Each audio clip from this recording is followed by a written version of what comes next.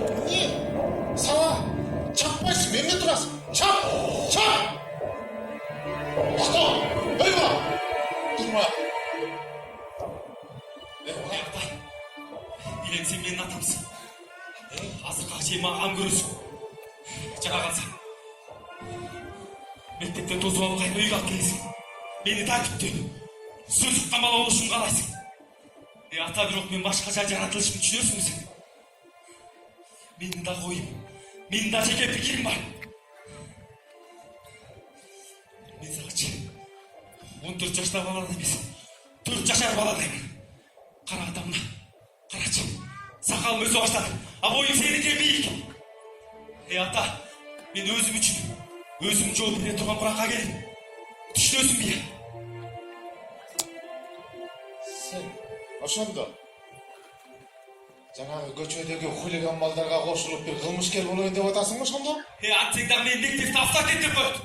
Балдарымдын классташтарым арасында кадыр баркым бар. А сен анын баарын жокко чыгар. Балам, какентай деп алдарга шылдың кыласың. Сен ушундай сөзүңгөчү уялып кеттим мен.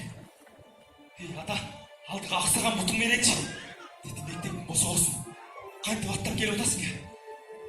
Эми мектептен кантип бир өйдө карап басам? Койчу. Бала, мен уялбаган буттан сен эмнеге уяласың? Кара жерге кирсин бул бут. Какетайм, мен сени эркелетпегенде кимди? Ата! Мен өз алдынча адаммын. Эртең өзүм жашоомду өзүм каалагандай жашагым келет. Өзүм каалагандай.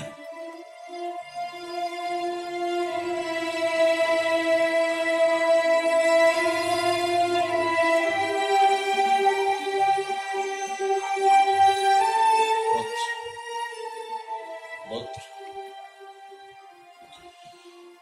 Балам,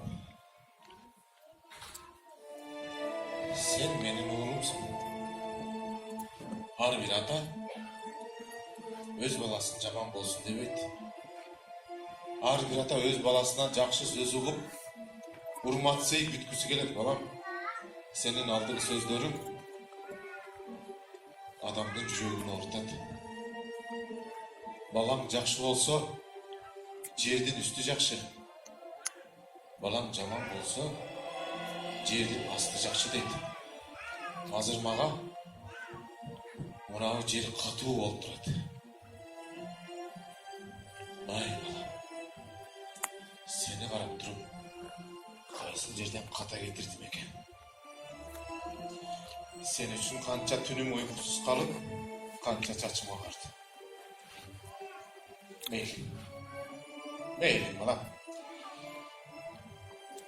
Өз билгениңди кыл дагы, өзүң каалагандай жашачы.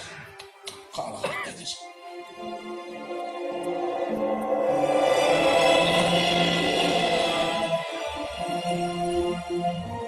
Ата, мен кечирип атышым.